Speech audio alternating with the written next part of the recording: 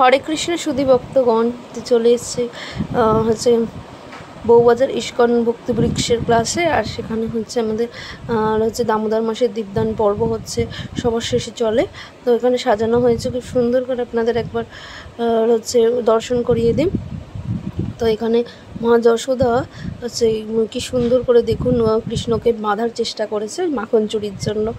তো এখানে দামোদর কথার অর্থ হচ্ছে দাম মানে দড়ি, আর দর মানে হচ্ছে উদর, মানে পেটকে হচ্ছে দড়ি দিয়ে বাঁধাকে দামোদর বলা হয়।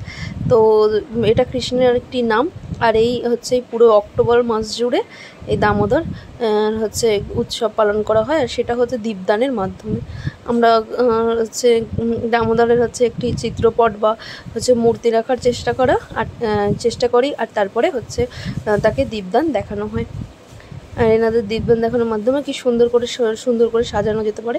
হরে কৃষ্ণ সুধী ভক্ত।